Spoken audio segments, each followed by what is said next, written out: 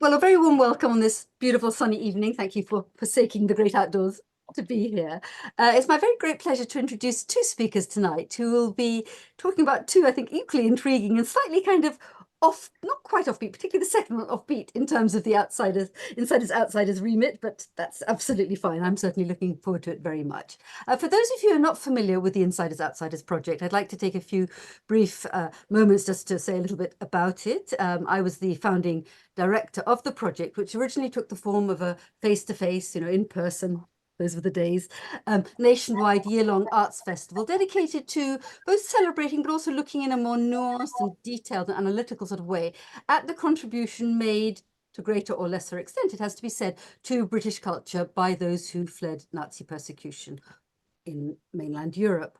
And then COVID struck, and as so many people did, we went online, and this event is one of an ongoing series of online free online events dedicated to exploring aspects of the topic that perhaps we hadn't had a chance to explore earlier, building on new research, as is very much the case here, and so on and so forth. Family members doing research on, it's a rich cultural scene that we've tapped into, as I hope you will agree after the session today. Good. So you all know the ropes. If you wouldn't mind keeping muted, I think somebody's on. Is it Izzy? Izzy, could you mute yourself, please? I can probably do it. Can I do it for you? Should be. Okay, it's gone silent. Okay, good. Yes, there'll of course be a chance to ask questions and make comments later. It's a small-ish and select group, so I hope that will indeed, prove fertile in terms of discussion afterwards. So I will start by briefly introducing our two speakers. First, Esther Leslie, and then Sam Dolbear. And it will be Esther talking first, primarily on Ernst Schoen, and then Sam Dolbear talking about his latest researches on Charlotte Wolff, or Wolff in the English version. Good. So Esther Leslie may well be, and I'm sorry, there's somebody talking. Izzy, hold on, sorry, forgive me, just let me take a minute to see if I can mute her myself. Thought I could. Why can't I? Yes, okay. Yes, no, yes, okay, fine. Right, where was I? Good. So Esther Leslie, then, a professor in political aesthetics at Birkbeck, University of London, with a particular interest in the thinkers associated with the Frankfurt School, including Walter Benjamin, of course, Adorno and Krakauer. Her recent work, and this is where our session today comes in, includes an experimental, innovative history of Weimar radio and BBC exile history through the figure of Ernst Schoen, which resulted in a book sort of worked on together with Sam, called Dissonant Waves, Ernst Schoen and Experimental Sound in the 20th Century, which was published by Goldsmith Press not very long ago. Which date was it? Fill me in. 2 years ago? Less? September 23. 23, yeah, so actually not, yes, not long ago at all. I thought so. She's a fellow of the British Academy and a frequent speaker, both in this country and abroad. And then Dr. Sam Dolbear is the co-founder of the sound and radio collective Mayday Radio. And in 2020, I guess it was, he took up a fellowship at the Institute of Cultural Inquiry in Berlin as part of the 2020-2022 project Reductions. And he continues working on a number of projects, among them on palmist and sexologist Charlotte Wolff, who's going to be obviously the subject of his talk today. Also a diagram of friendship constructed by Walter Benjamin, and a translation of Dora Kellner's feminist sci-fi novel, Gas gegen Gas. So I think without further ado, I think given the fairly small number of participants, maybe, obviously if you want to type in questions, that's absolutely fine, but equally we can make it more interactive and informal at the end by you just indicating virtually that you'd like to speak in person. Lovely. So over to you, Esther, and thank you very much. Thank you. Great. So Sam's controlling the images here. And just to say, we decided to do this double header talk. So I'm going to introduce this past research that we worked together on for what turned out to be a number of years, and that came out last September. And then Sam's going to talk about his newer research going forwards, drawing on work from a book that will be coming out in the summer or beyond. And we thought it was justified because these two figures, Ernst Schoen and Charlotte Wolff, were friends, and Sam will talk a little more about that and how they're quite literally brought together on a diagram. So let me start by introducing you to the subject of this book, Dissonant Waves, Ernst Schoen. A little known figure, he has had parts in other texts, indeed just about any text on Walter Benjamin, he crops up. Now Benjamin, of course, is much more well known. Schoen tends to be mentioned in biographies or writings about Benjamin as a recipient or a sender of letters to Benjamin, especially early letters that were sent between them in the 1910s and early 1920s. For the two were close friends from school days, and they remained close for as long as Benjamin lived, sharing ideas, even sharing lovers. Schoen might be mentioned in passing as the other party in a well-cited and published Conversations about Radio, in which Schoen coins the term, give every listener what he wants and even a little more.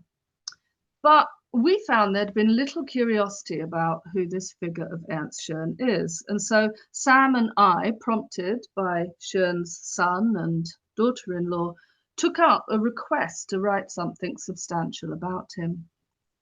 Now, some books or essays might mention that he worked at Frankfurt Radio and so was the one who got Walter Benjamin on air to do his remarkable shows about stamp forgeries, Berlin ironworks, the Lisbon earthquake, how to negotiate a pay rise, the disaster of the Tay Bridge, and so on.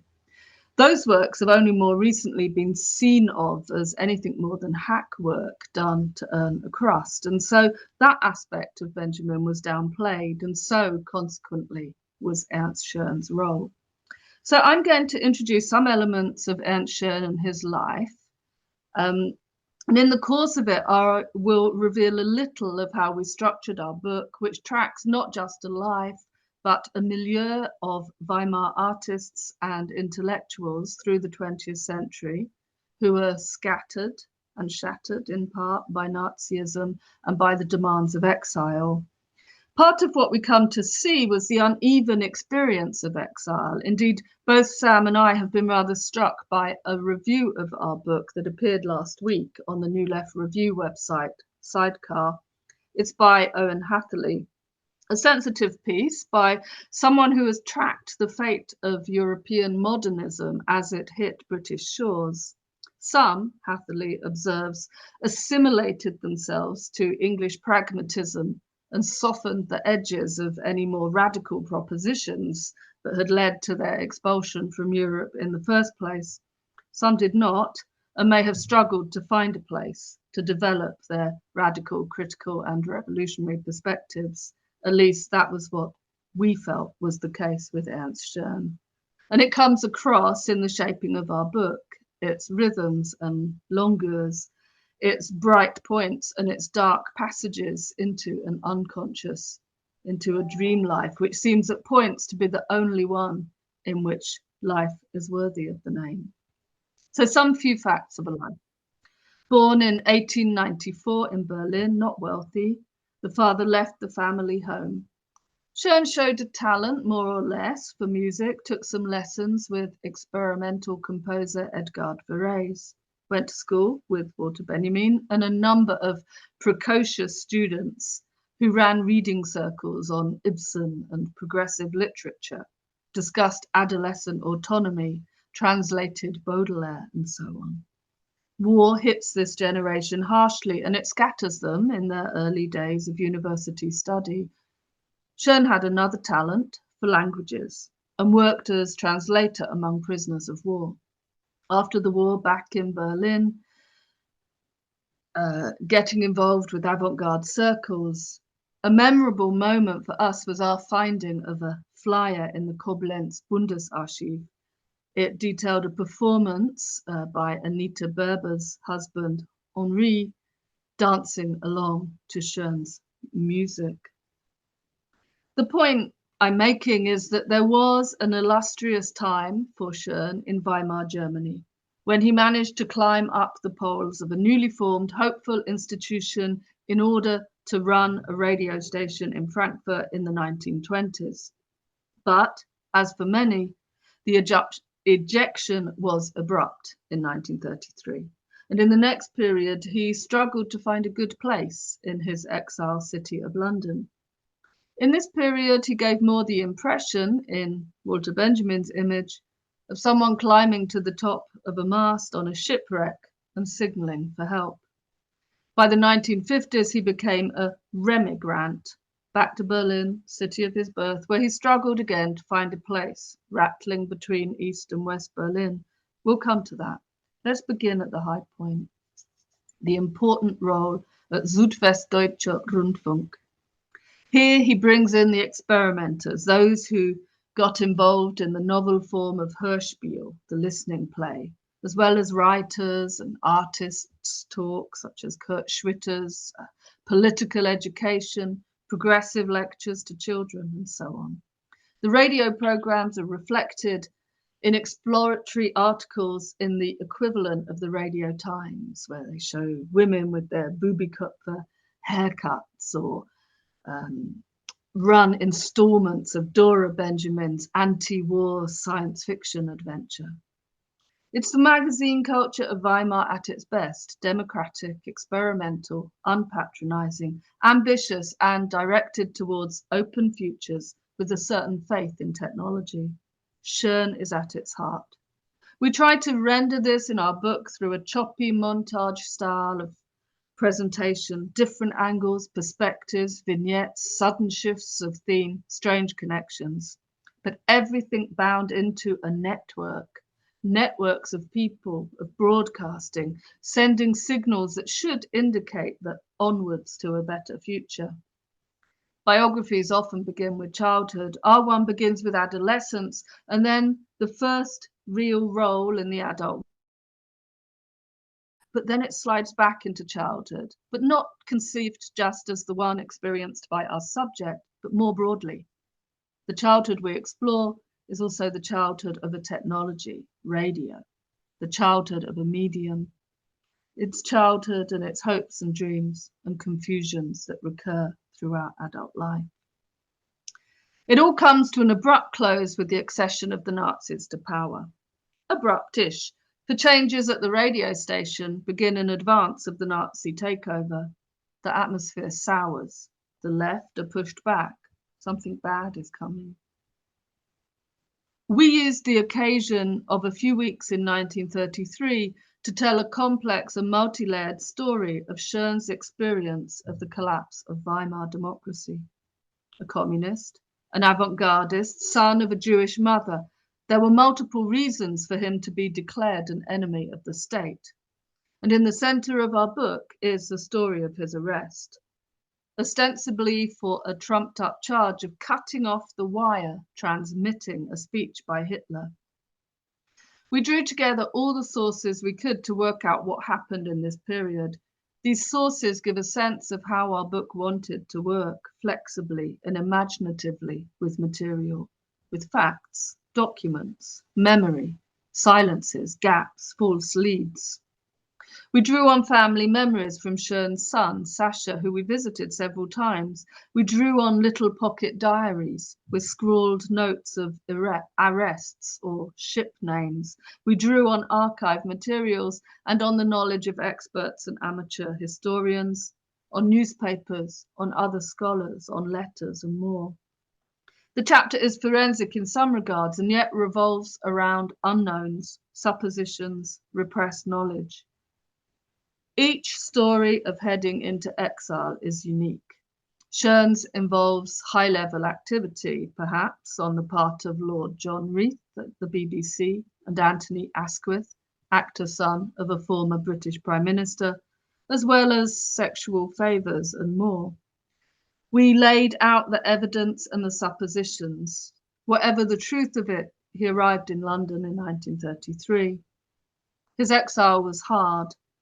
At first, it was not clear quite how personally difficult it would be because there was hope and he was away from Germany. We found a note of his arrival and a certain hopefulness.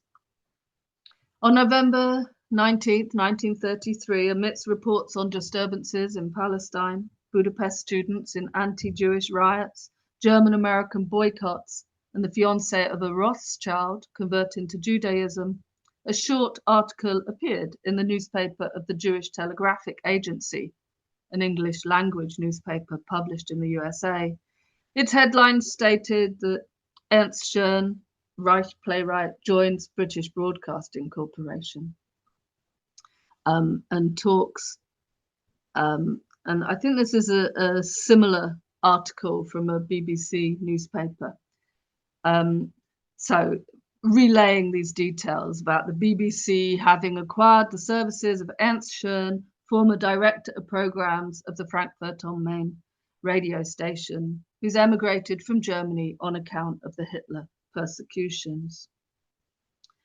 And it details the fact that following an anonymous letter received by the station authorities that he'd been giving preference to Jewish performers, he had to leave.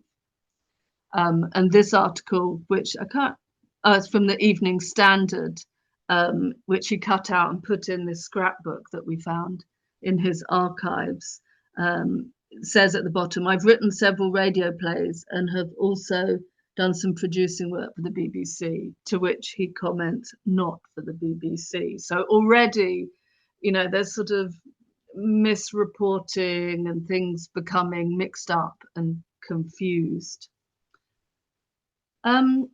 Acquired the services promises something grand, but it didn't occur.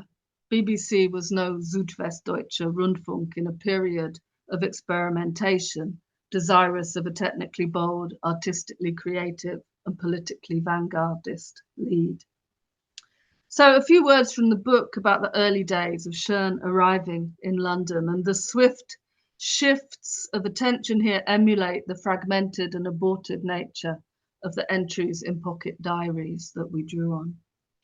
The name Jacob L. is recorded in Schoen's diary, listed at the Jewish Telegraphic Agency at 109 Fleet Street. Some sort of contact had been made. The first pages in Schoen's pocket diary, with its 1931 date scratched out to serve for 1933, are a record of numerous names and addresses in Hampstead and surrounding areas.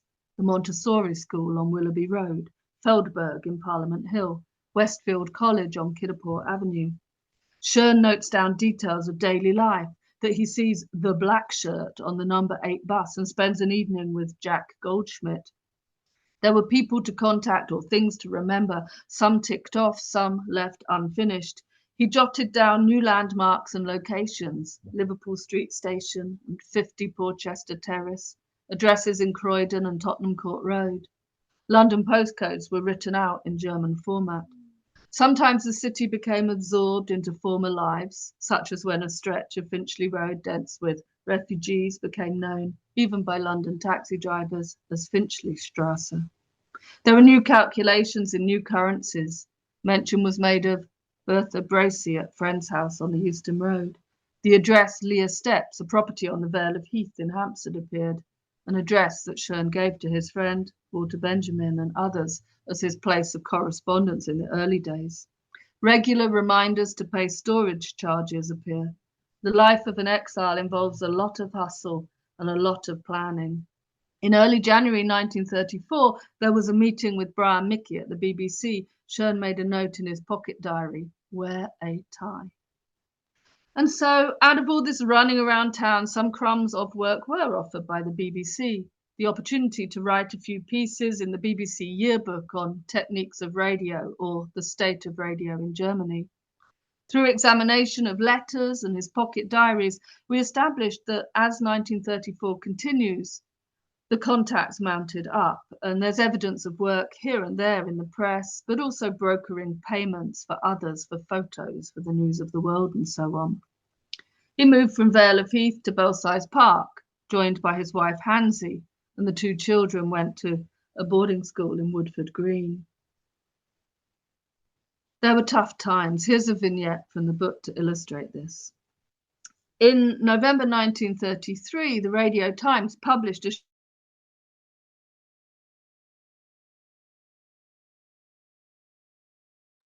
Leslie, you seem to have on music frozen. from Austria in its regular.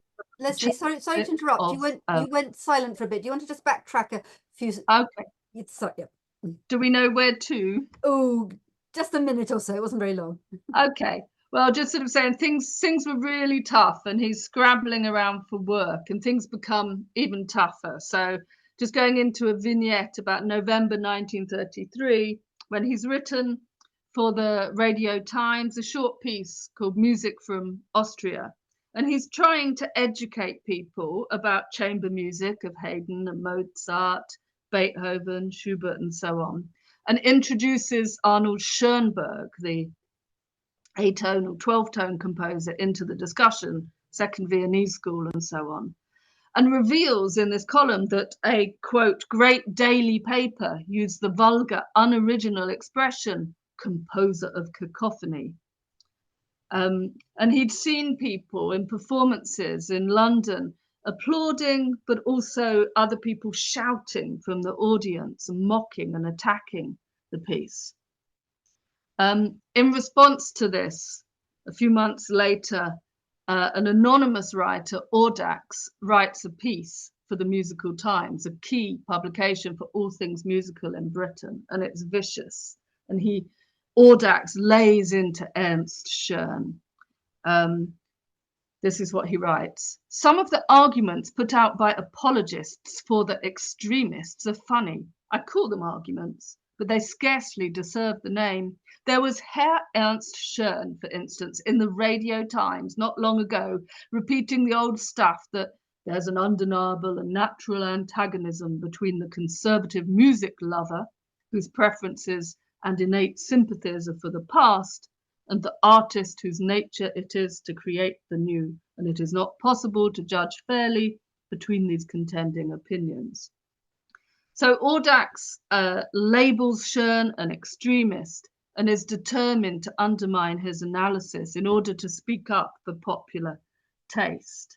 So this vitriolic review goes on to say, no, Herr, it sounds all very schön, nice in German, but it won't wash. Of all the feeble cases, that of extremism seems to me the feeblest. Never, in spite of all our begging, do propagandists for it tell us constructively wherein lie its powers and beauties. Extremism is the biggest swindle ever perpetrated in honesty by the simple-minded, self-deceived.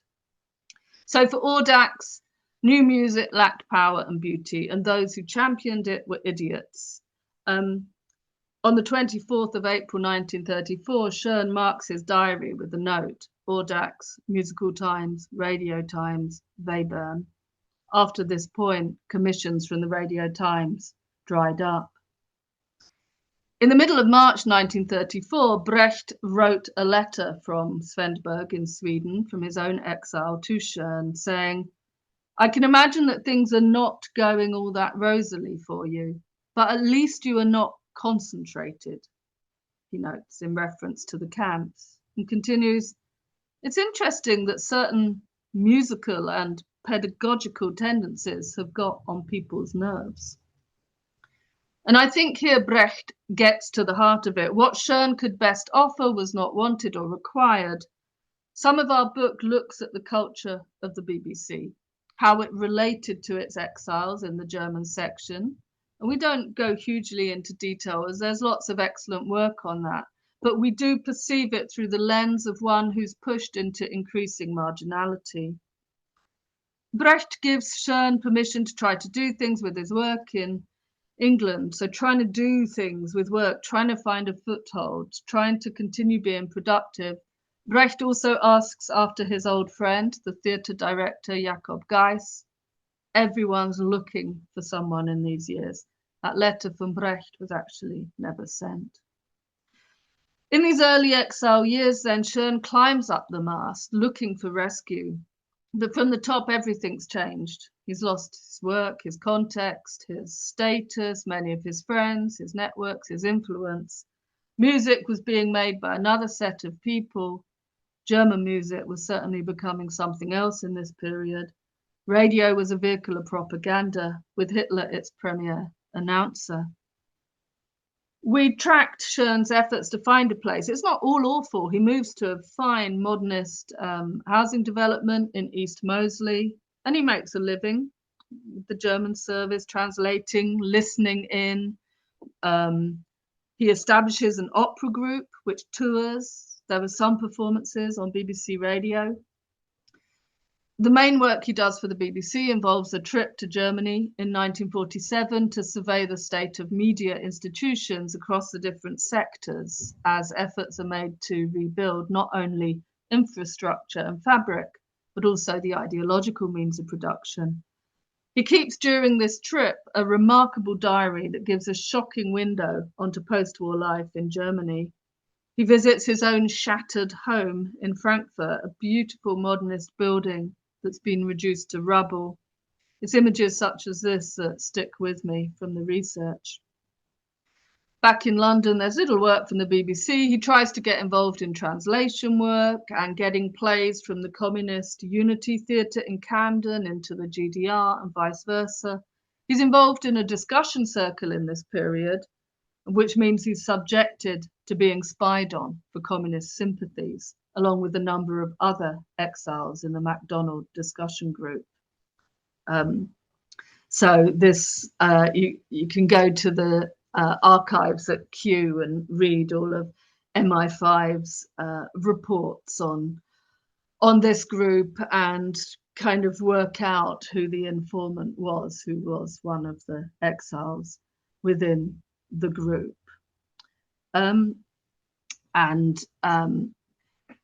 One sees notations about all of the members of the group and the extent to which each member's connection to communism was known. That's indicated in phrases such as crypto-communist or CP member or sympathizer.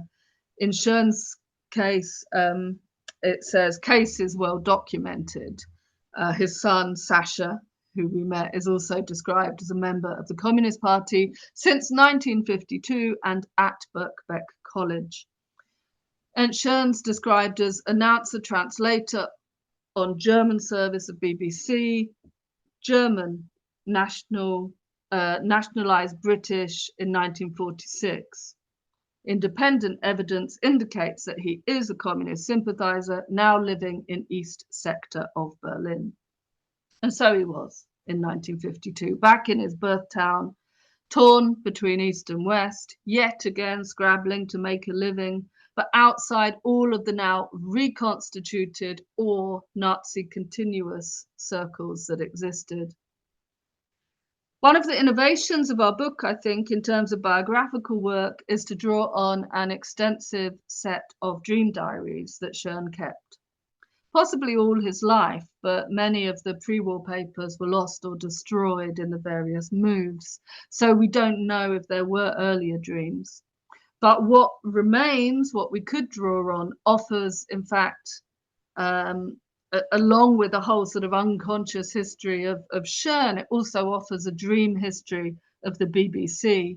So extensive are the ways in which that behemoth organization enters into Schoen's dream life, along with all the other anxieties of the 20th century. Schoen died in Berlin in 1960, aged 66, which was young. His wife, Hansi, blamed the moment of exile, really, that produced his death. He never got over it. She fought on for compensation for all that had happened to them, and also for a place for him among the pioneers of Weimar and among those who proposed a different direction for the 20th century in Germany and elsewhere. So our book was part of an effort to help to develop that mission and to give him something more of his rightful place in history. So let me hand over to Sam. Thank you so much, Esther. That was very, very interesting and very eloquent, as I fully expected. So yes, I think for reasons of time, let's kind of hold any questions and discussion in abeyance until Sam's had his say. Yes. Yeah, thank you so much, Esther. So I'm going to talk about Charlotte Wolff. There's a picture of her from 1935 taken by Man Ray, and I'll come to talk about that a little more. Esther didn't really say, but our project with Schoen started with a phone call from Sasha, his son. He was trying to get in touch with Esther, trying to interest her in the life of his father. And Esther invited me to join in those conversations. And I had already known about Schoen because I'd begun work on this diagram of friendship. You can see Schoen's name kind of in the center next to that large redacted box. And below him is the name Lottie Wolff, who's the subject of my next project. I've actually almost finished it, but in some ways it is chronologically, it did come after. This diagram also contains the names of 48 other people. Benjamin wrote it in 1932. He called them his Bekanntschaften, so his primal acquaintances. And I just wanted to pull out a few people. So these are all people that ended up in London in the 30s.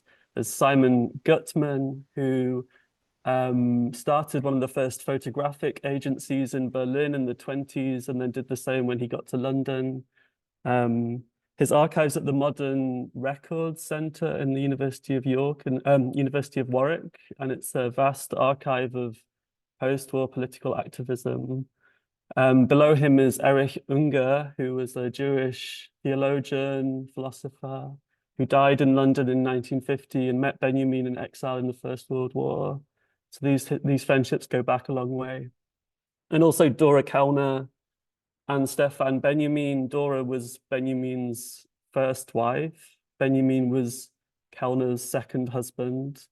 And they ended up in London running boarding houses in Notting Hill after the war. And Stefan Benjamin was interned on a ship that went to Australia. So there's lots of history on this diagram, and lots of my subsequent work has been about like picking apart lots of these figures and drawing new connections. So my book's coming out with Ma Bibliothèque, which is a press run by Sharon Kivland. I recommend you check out the website. It has a strange name taken from a fortune cookie. Hand that touch this fortune will. Partly because I wanted to imagine the book itself as a fortune. So just to go over some biography of Wolff. She got to know Benjamin in the early 20s, so after Schoen. They met through a mutual friend, Eula Cohen, who took this picture of Schoen with him wearing the ring that we saw earlier in the slides. They would hang out together, they would read poetry to each other. Wolff recalls Benjamin reading aloud his Goethe essay on elective affinities. They would also translate poetry together. They both translated Baudelaire and published Baudelaire in Franz Hessel's journals. After the inflation hit in 1923, Charlotte Wolff wanted to withdraw from her studies as a medical student, and Benjamin drove to Danzig, where she was from, to try and persuade her parents not to stop supporting their daughter who had given up on her like legitimate career in medicine. She has all these memories of Benjamin. She says that he was like a mole. They played roulette together. He was always digging underground, looking for that which was laid beneath. Another memory she has with Schoen is going out to lesbian bars in the Nollendorfplatz area of Berlin. And she also recalls going to the El Dorado Club with Benjamin and Dora. So they were having a good time. This is her PhD. Actually, I'll show you this first. She was born in Danzig. And this is a map from her biography.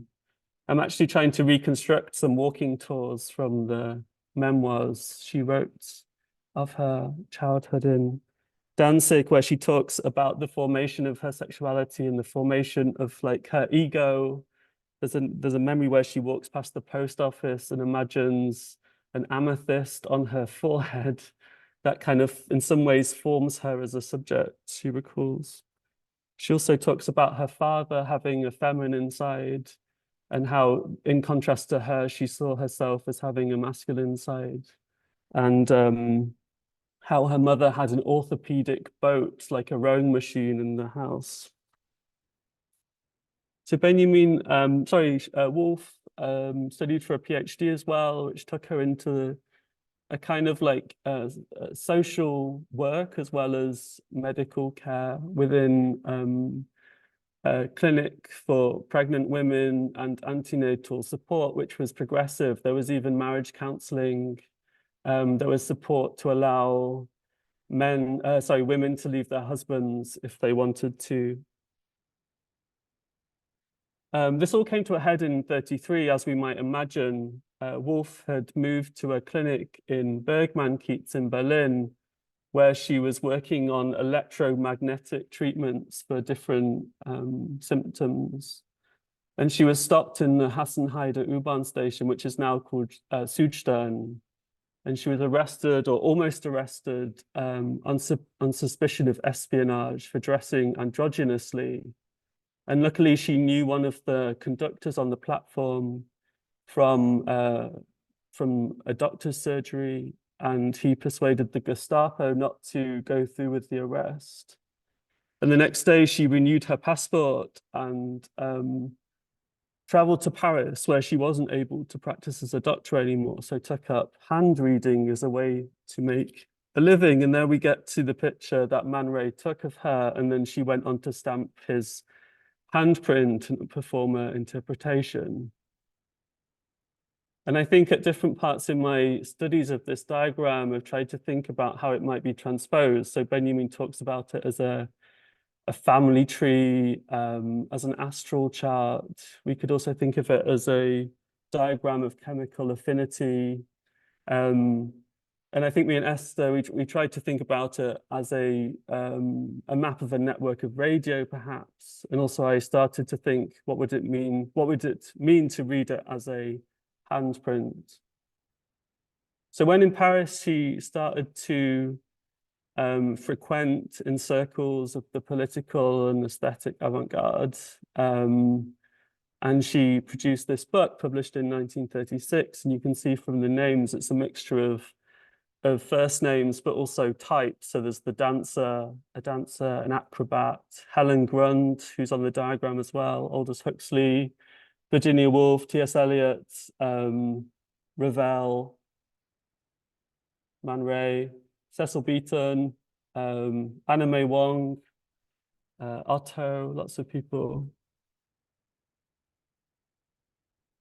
She also wrote a short article for the Minotaur Surrealist Journal, which included different handprints. So there's one from André Gide, which doesn't appear in studies.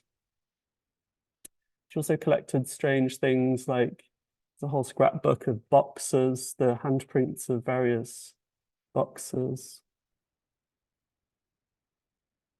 In my book, I've tried to convey something of the strangeness of her judgments by separating each part of the hand and then listing what she says about each person. So that's what she says about everyone in studies on the ring of Venus, which is just below your third finger. One of, I suppose, most famous subjects was Virginia Woolf, and she goes to London on the invitation of Aldous Huxley and Marie Huxley and meets Virginia Woolf in a hotel room. She reads her hand. Virginia Woolf asks her to come for tea in the Tavistock house. And she asks that they sit do-si-do. She says strange things like, Leonard is my mother. They talk about anxiety and Charlotte Wolff's escape from Germany. And they seem to get on, but from the letters, Virginia Woolf thinks it's all a performance. I wonder if you could demonstrate your methods one on video. my hands, Dr. Charlotte Wolff. With greatest pleasure. But you must remember that I'm a scientist, and a proper analysis takes us more than 1 hour, so I can only give some general indications.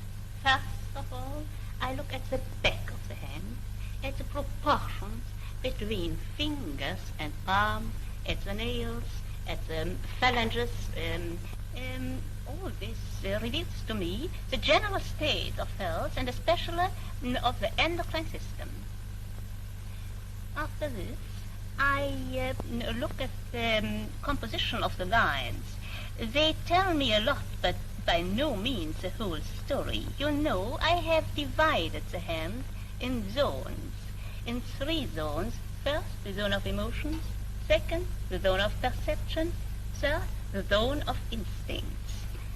I consider your hand dominated, your personality dominated by the zone of instincts. I imagine that you could find your way alone in the dark. Yes, I can. And your sense of smelling seems to me very much developed. And by the shape of your little finger, that you have a sense of hearing as a horse. I wonder if you could demonstrate. Sorry. The accent's amazing.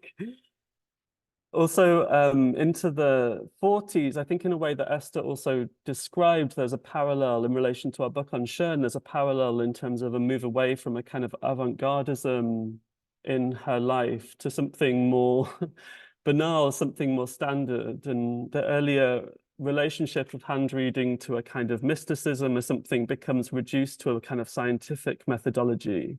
And she writes this book in 45 called The Psychology of Gesture, where she says, like, oh, I tried to look at the hand as this crystallized thing on the page. We have to restore movement to it.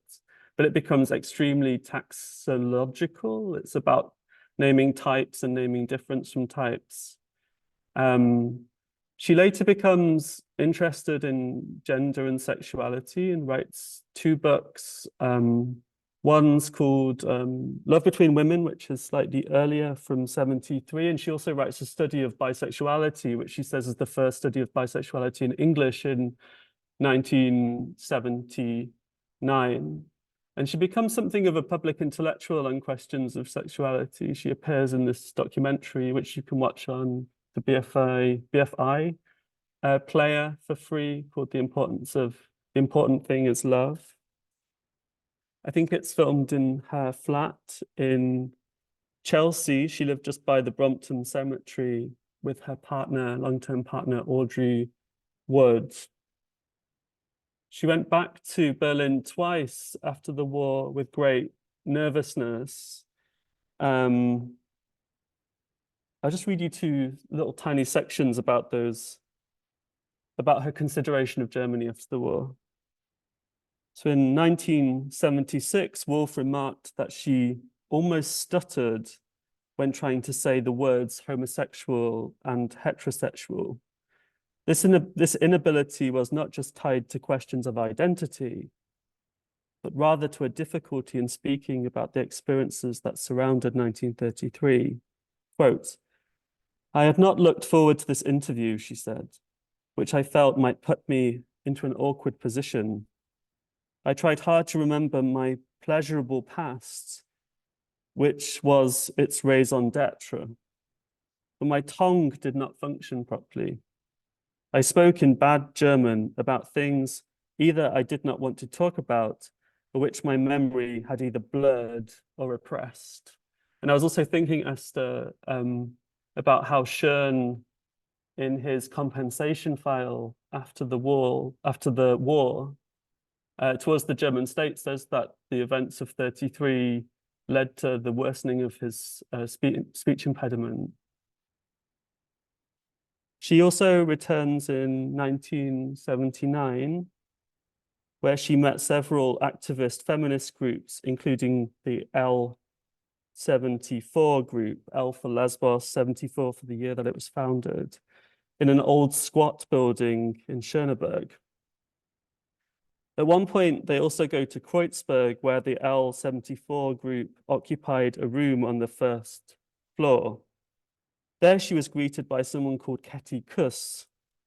her eventual companion in a cemetery in Berlin, just around the corner from the squat, who led them into a parlor where around 20 women in slacks sat at tables along the walls with beer bottles and plastic mugs in front of them. Kuss presented Wolff with a bouquet of roses and freesias. Wolff and her friend Audrey sat down and they were served coffee and biscuits. Next to them, Wolff reports, was an old woman whom she recognized from old photographs. She had held public office in the Weimar Republic, Wolff says, and as a communist had gone into hiding during the war to live in a disused railway carriage in the woods. Wolff says she was a woman of few words and no courtesies. She describes the others in the room as a checkered crowd, nurses, teachers, lecturers, economists. One had been a cook in a mental hospital near Exeter for 20 years, she says. They all wanted to know about the London lesbian scene.